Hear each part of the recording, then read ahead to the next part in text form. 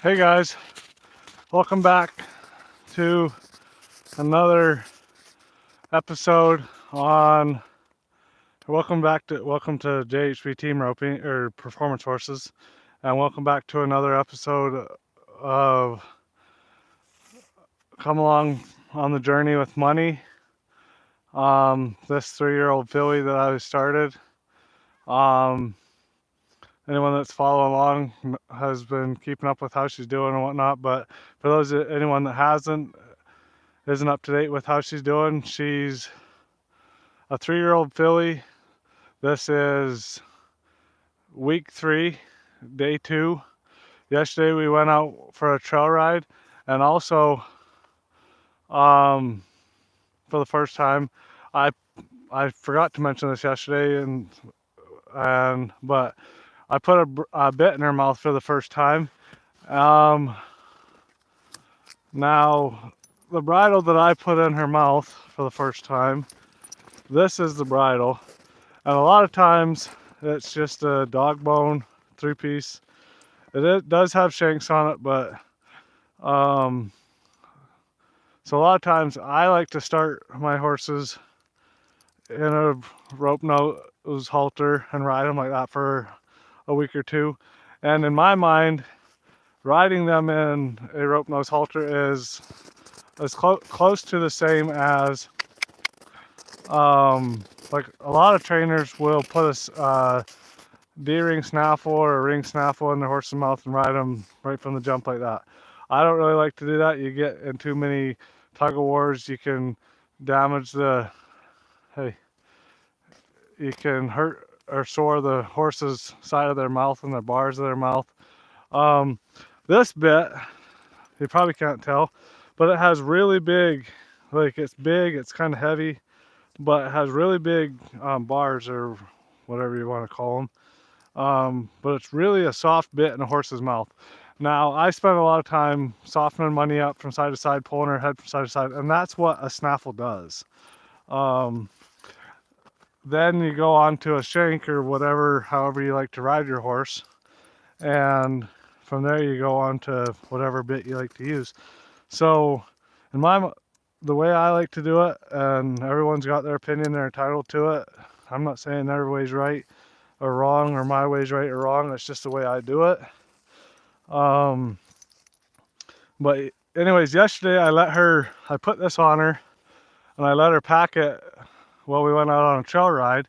And then at the end of the ride, I kind of, hey, easy girl. All right there when she wants to be upset about that.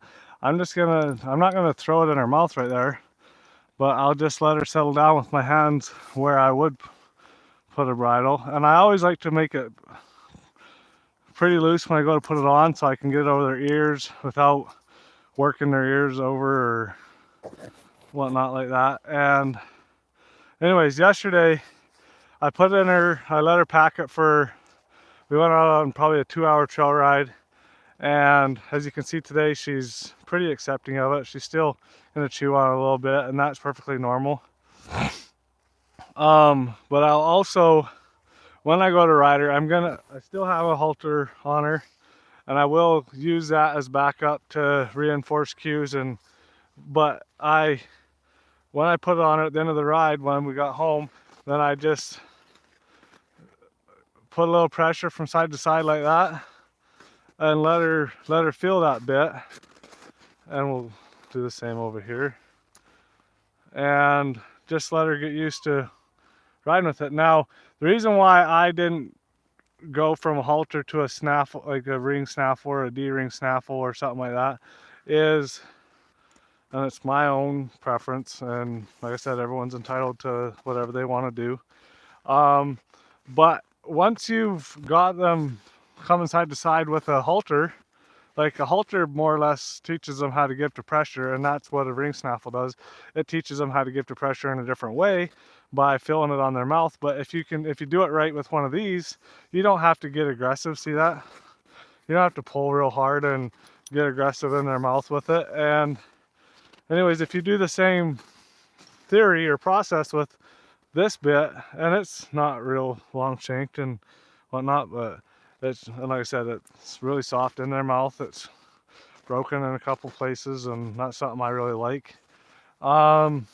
Anyways, once you go through the process with the snaffle of pulling on the side of their mouth with the snaffle, and then you put a shank in their mouth, you still always go through some kind of disconnect in that bridle. And so once I get them riding around in a halter, then I'll put something like this. Sometimes I'll put a junior cow horse. I really like those bits too. It's got a little more give to it, but that also has a smaller mouthpiece, and so the one I have does anyways, and it can be a little more aggressive in the bars of their mouth, whereas this bridle has a really big mouthpiece, and like the sides where it's going to pull on the sides of their mouth, it's really big and soft and round, and it's not going to damage the bars of their mouth, and it's not going to pinch their tongue and stuff like that. It's not going to upset them as much. And I've had a lot of luck with a lot of luck, I guess, like goodwill. Horses work really well with this bit, and so that's why I chose to go this route. Some horses you put them in a ring snaffle, and some horses you don't. Hey girl, oh, there.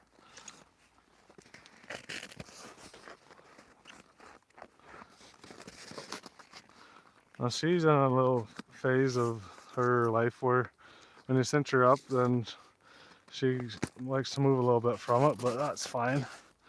And today we're not going to really lunge her around a whole lot. Because I just cinched her up, I'll move her around a little bit just to make sure that something's not pinching. That's just a safety. Like if you cinch up your saddle and then it's pinching on your horse or something like that, and you don't walk them off and you just climb in, then they're likely to buck you off. If you cinch it up, it should always, in my mind, you should always make a habit of, after you cinch up your horse tight, then you should at least walk them around 3 or 4 steps. Get them move the freak. Just to make sure that they're not upset at the saddle. Like sometimes it could be the same saddle, whatever. You rode your horse in that for years, and maybe there's a piece of hay under there somewhere that you didn't realize under your saddle pad, and you go to cinch them up and it's just bugging them in a way that they don't really like, and you step on and your horse bucks you off. If you would have walked them around, lunged them out a little bit, then that horse would have told you that that saddle was bugging them, and you could have saved yourself getting bucked off. Where now I have this, like I said, I have my halter on there still. This is her second time I'm going to ride her with the bit in her mouth. So I still like to leave the halter and reins on there, so that if we get stuck with some of the cues or something like that, then I have something I can go back to and reinforce and try to show her the way that she did it before. Then you just have it as a backup for 2 or 3 rides. And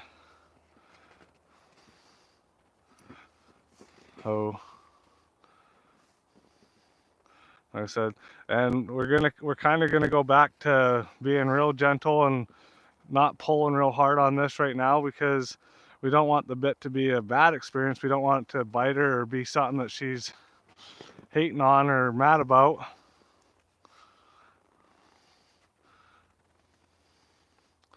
And today, when I'm riding Money today, I'm gonna work on kind of turning on her forequarters, moving away from my leg as if she was like spinning around, like just moving her front, not moving her back. Just moving away from my leg, setting her up, teach her how to spin a little bit. We're not going to spin her today, but we're gonna kind of get the first couple steps of that. I've been working on her bending her rib cage around my leg and away from my leg, when I'm riding her. Today we're gonna work on, as we get going here, we're gonna work on turning, like moving her front end, putting her butt in the ground, and just taking 1 or 2 steps over top herself away, like just moving her shoulders. That's something I think is really important for young horses to learn how to do, and it's kind of in that stage of her training, and that's what we're going to work on today. We're also going to work on our whoa and our back up with this bit, because like I said, it's a new thing, and it's something that it's a new pressure in her mouth. It's, so it's just all new stuff right there, right? We're gonna try not to overwhelm her with too many things, and like I said, but yeah. So anyways, that's what we're gonna try and work on today. We'll see where we get to. I went skiing with my daughter today, so that's why we're so late getting started, but sorry for that. Anyone that really likes to watch these and is getting tired of me filming in the dark, I'm sorry, but that's just the time constraints that we have and what we have to work with, so it is what it is. So, I mean, just like any other day, I'm gonna start by just walking around in some circles, put my leg on her, make sure she's listening to my leg, that she knows it's there, move her over here with my right leg and go in the other. There you go. Nice. Good job. And that, in a roundabout way, a long form way, that the way I ride them around when I warm them up is and use my legs is kind of setting them up to learn how to move away from my leg, and it works in the end. Right here, she's gonna get there.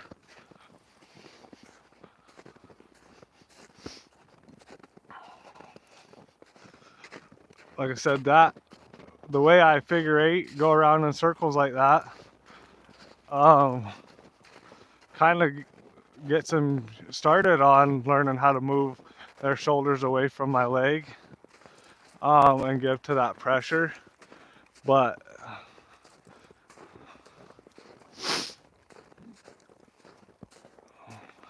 it's just, yeah, I don't know.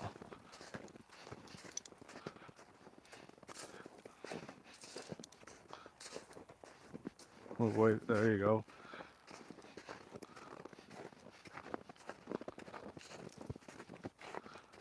And like I'm not gonna pull her head down or anything like that. I'm not trying to bridle her up or do anything like that on her with this bridle in the mouth. It's still just follow your nose, give to that pressure, get soft,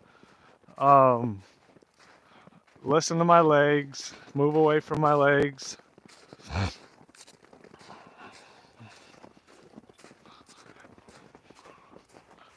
You're gonna sit down. Oh, good. One. Good girl. That's really good. Good job. Now I need to get more patient. It's something I know that I'll do, like I'll stop them, I'll pet on them, and then I'll just ride off. I really need to create a habit of, like, especially when I stop a horse, of sitting there for a little bit longer and letting them digest that.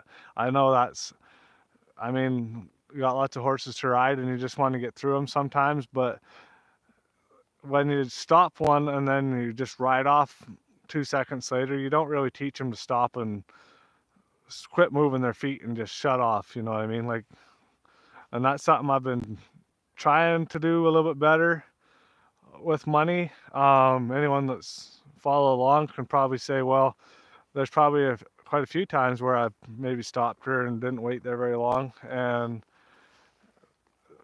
I'm not saying I'm perfect. I'm saying that that's something I need to work on getting better at, right? And that's part of this, like being a better horseman, horse trainer, anything like that, is trying to recognize the things that you don't do well and get better at them. And that, like I said, that's something I want to get better at. Now right here, I'm gonna ask her to move her there. I'm gonna ask her to move her shoulders away when I went to walk off right there. And that's the start of getting her to spin, like turn around on her front end. And then I'm gonna do the same thing over here. I'm gonna put my right leg on. She's moved away from it. And that wasn't perfect, but she moved away from my leg. That was the, I didn't ask her to take her right front leg and reach out and cross over her left leg and spin around. I asked her to move away from my leg. Now the end result that I want is I want her to cross over and put her butt in the ground, but today I just want her to not move her butt. Oh, good. And move away from my leg. So right here, I'm gonna put my right leg on, and I'm just using my calf right here. Get to my heel of my foot, dig on, there, good job. And then I'll kind of turn her around in a circle after she moves away from it, just to, that's the start of spinning one around, I guess. We're gonna come up here. Oh, good girl. I'm gonna ask her to move away from my left leg there. Just, and then I'll turn her around. Get her to follow her nose. Good job.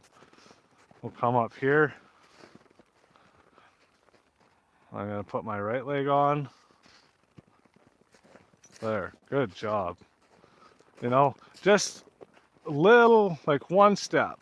That's, when you're first asking your horse for this, that's all you need to go for. You don't, especially the first time, couple times you ask them right there, you don't need to ask them for 6 and 7 and 8 steps and not give to the pressure, because now your horse gets confused. She is gonna be like, well, I moved away from your leg and your leg didn't stop pushing against me. So is that, like, what's the cue?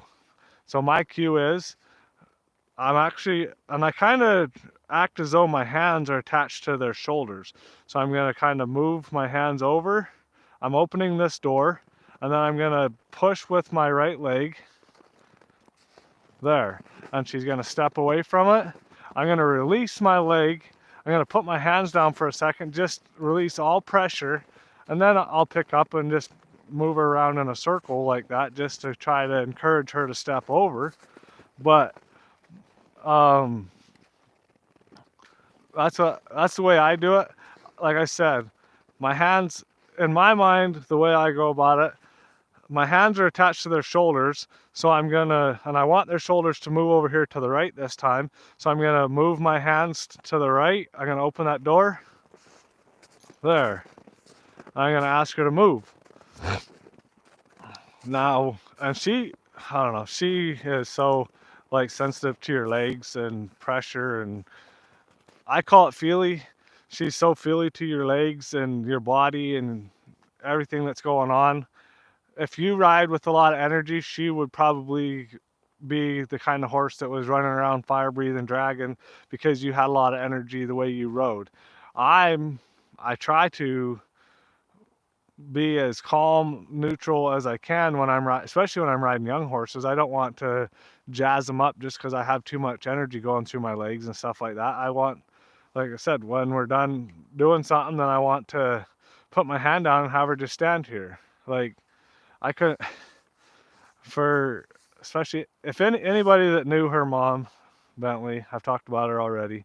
She was a fire breathing dragon to the full extent, and if you moved your leg an inch, she would move a mile, like, and fast.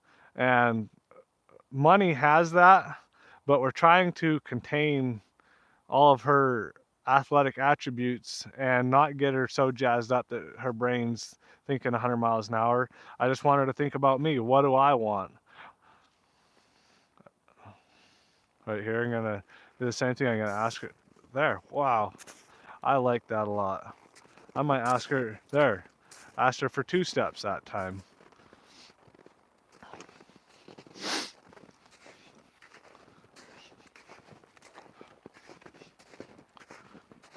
Come around here.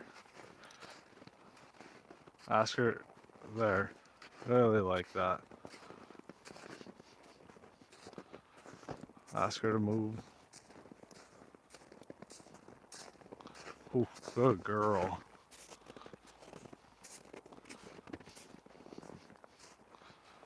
I'm gonna come over here, ask her to move, ask her again, ask her again, ask her again. There. Now, that time when I put my leg on her, she kind of bowed against my leg. So I'm gonna go back and there. Ask her and try to be more direct with exactly what I asked her right there. And I'm just gonna go back and kind of harp on that just because she bowed against my leg, trying to show her exactly what I wanted. And like I said, it's been cold. I don't think that she's the kind of horse, she doesn't buck or get excited or scared when you lope her off. She's not the kind of horse that you need to lope or you have to lope every time you ride her. I usually, especially the first week, I do try to lope them every time that I ride them that first week because I want them to know that it's okay to go that fast or like lope around and not get worried about it. But after that, there's sometimes that they just need to come out here, work on something like I'm working on today. Maybe you don't even get out of a walk, and that's fine. That's kind of how, like, if you don't jazz them up and freak them out because you, like, I'm not going to go and ask her to lope around and spin on her hind like that, or even trot around today. I'm only going to ask her to move around at a walk when I'm asking her to turn around on her front end like that, because that's how I teach her, and teach her that she doesn't need to be all crazy and fast about it. I'm only asking her for a simple thing, and she got it, you know? Like, when you do that and you go out there and you teach them something and they get it, like I said, get in, get out, and get off. And that's what I'm going to do right here, because I've been really happy with how she's riding around. Like I said, she's got a bridle in her mouth. This is her second time with a bridle in her mouth. She's not like throwing her head around and freaking out about it, all worried because she has a bit in her mouth. She's actually been pretty level-headed about this whole experience, and I couldn't be happier. And that's just how I think. For me, that's what works. Some days they need to go out, and if you're going to go to work on them or do something, then you need to be able to do that. But other days, I've said it quite a few times, other days you need to just go out there, be on their back, get them saddled up, be around them, let them know everything's okay. But you don't like, just because I didn't lope her around or trot her around doesn't mean we didn't work on something and get better at something right there. Tomorrow she might be better. Now we got to work on that. Good girl. Now when I go to take this off, same thing I did when I put it on, I'm going to kind of loosen this up. And I'm going to ask her to put her head down right there. And I'll pull it over one ear, but right there, I'm going to ask her to put her head down again. Good. No. Good.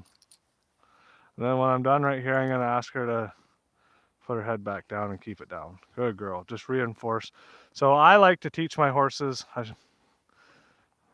Maybe I should have thought about that or talked about that before, but I like to teach my horses to drop their head when I go to bridle them.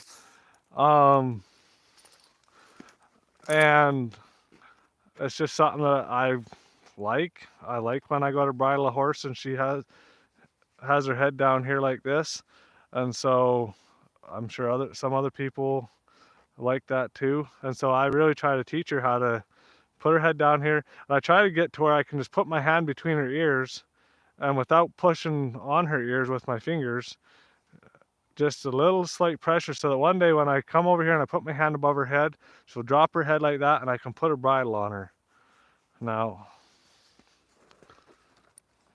yeah, I'm extremely happy. This horse, she continues to impress me every time I ride her. She seems to get better. She hasn't got all frazzled up. She hasn't got all excited and worried. Her first day was her worst day, and every day seemed to have gotten better. And she learned something. Once she learns it, she seems to retain it. I really am happy with how trainable she is, how quiet-minded she seems to be, and I mean, that's not to say, I mean, I could do something wrong and blow her up tomorrow, but I'm sure gonna try not to. Anyways, thanks everybody. Anybody that watches these, I appreciate it. If you have any questions or not concerns, any questions or you want to interact or say, I don't know, drop something in the comments. Thanks. Oh.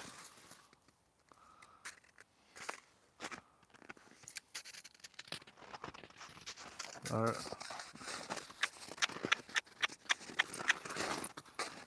Oh.